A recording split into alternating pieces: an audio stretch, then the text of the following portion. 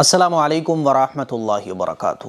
شعبان کا مہینہ شروع ہونے والا ہے اور جیسے ہی شعبان کا مہینہ شروع ہوتا ہے تو پھر طرح طرح کے وظیفے، طرح طرح کی عجیب و غریب چیزیں سوشل میڈیا پر چلنا شروع ہو جاتی ہیں۔ ہمارے لیے بڑے افسوس کی بات ہے کہ جب کوئی اچھا مہینہ آئے، جب کوئی بہترین دن آنے والا ہو جو اسلام میں بہت اہمیت رکھتا ہو، تو ہمیں اور آپ کو چاہیے کہ ہم یہ پتہ کرنے کی کوشش کریں کہ اس مہینے میں، اس دن میں، اس وقت میں ہمارے آقا صلی اللہ علیہ وسلم کا عمل کیا تھا۔ لیکن بڑے افسوس کی بات ہے، ہم لوگ وظیفے تلاش کرتے ہیں۔ ہم مسلمانوں کے لیے بڑے افسوس کی بات ہے، اور پھر ہم مسلمانوں کا ذہن بھی وظیفوں کی طرف آج کل سوشل میڈیا کے ذریعے بہت لے جانے کی کوشش کی جا رہی ہے۔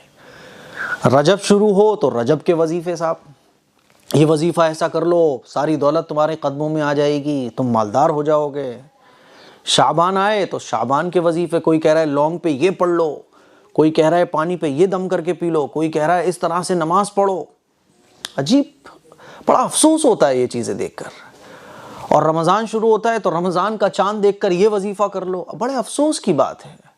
حالانکہ ہونا یہ چاہیے کہ ہم مسلمان اس بات پر غور کریں کہ یہ مہینہ شروع ہوتا تھا تو ہمارے نبی کیا کرتے تھے، رجب شروع ہوتا تھا تو ہمارے نبی کیا کرتے تھے، شعبان کا مہینہ شروع ہوتا تھا تو ہمارے نبی کا عمل کیا تھا، رمضان کا چاند دیکھتے تھے تو ہمارے نبی کیا کرتے تھے۔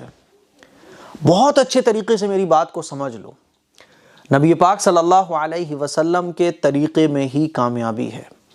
یہ وظیفے بتانے والے، آپ کہو گے وظیفے میں بھی تو اللہ کا کلام بتایا جاتا ہے، وظیفے بتانے والے بھی تو وہی دین کی باتیں پڑھنے کو کہتے ہیں۔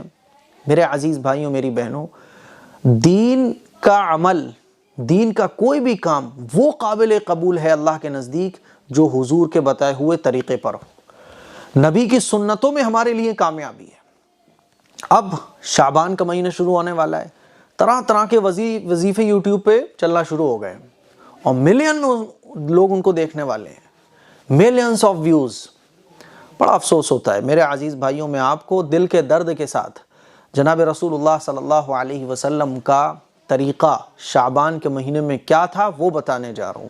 اس پر عمل کیجئے گا آپ، حضور کے طریقے میں ہی ہماری کامیابی ہے۔ بہت اچھے طریقے سے سمجھ لیں، ایک سنت پر عمل کرنے میں دنیا کی بھی خیر اور برکت ہمیں حاصل ہوگی اور آخرت کی بھی خیر اور برکت حاصل ہوگی۔ آپ 50 وظیفے کر لو، بڑے سے بڑا ٹوٹکا جو آپ کو بتا رہا ہے اس کا ٹوٹکا کر لو، اور ایک آدمی ایک سنت پر عمل کرتا ہے، سنت پر عمل کرنے کا اجر اور ثواب اتنا بڑا ہے کہ ہزاروں وظیفے کرنے کے بعد بھی وہ روحانیت، وہ نورانیت، وہ برکت، وہ خیر، وہ عافیت آپ کو حاصل نہیں ہو سکتی جو ایک سنت پر عمل کر کے حاصل ہو سکتی ہے۔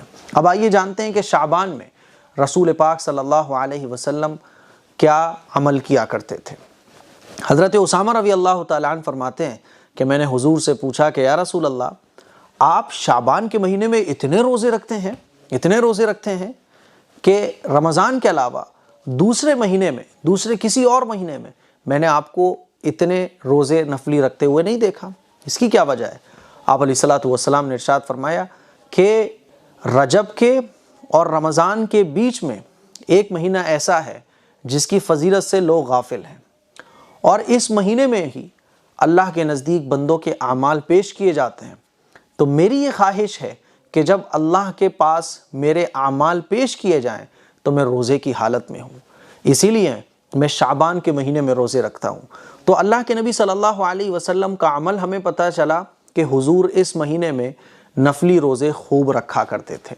تو شعبان کا جو پاورفل وظیفہ ہے، سب سے جو طاقتور کہہ سکتے ہیں، اللہ کے نزدیک پسندیدہ، نبی کریم صلی اللہ علیہ وسلم کا کیا ہوا جو عمل ہے وہ ہے نفلی روزے رکھنا۔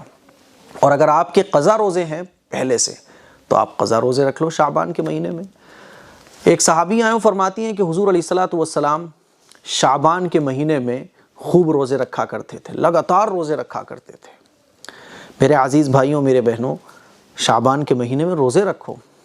اور ایک اور حدیث میں ایک صحابی نے حضور سے پوچھا کہ یا رسول اللہ، کس مہینے میں روزے رکھنا رمضان کے بعد سب سے زیادہ بہتر ہے؟ تو حضور نے ارشاد فرمایا شعبان کے مہینے میں رمضان کی نسبت کے اعتبار سے۔ انہوں نے پوچھا یا رسول اللہ کس مہینے میں صدقہ کرنا زیادہ ثواب رکھتا ہے؟ حضور نے فرمایا رمضان کے مہینے میں۔ تو یہ 3 حدیثیں ہیں جن سے پتہ چلتا ہے کہ حضور شعبان کے مہینے میں روزے خوب رکھا کرتے تھے۔ آپ بھی رکھیے نا شعبان کے مہینے میں خوب روزے، قضا روزے ہیں وہ رکھیے، قضا روزے نہیں ہیں تو نفلی روزے رکھیے۔ میرے عزیز بھائیوں، پہلی چیز تو یہ کہ روزے رکھنا شعبان کے مہینے میں نبی کا طریقہ، روزے رکھنا ایک ایسی عبادت ہے جو اللہ کو بہت پسند ہے۔ تیسری چیز یہ کہ حدیث سے ثابت ہے، تو یہ کام کرو آپ شعبان کے مہینے میں۔ اس کے علاوہ جتنی بھی چیزیں جو حدیث سے ثابت نہیں ہیں، صحابہ کا عمل نہیں ہے ان چیزوں پر، ٹونے ٹوٹکے وظیفوں سے بچنے کی کوشش کرو۔ بس میری یہ گزارش ہے آپ سے۔ السلام علیکم ورحمۃ اللہ وبرکاتہ۔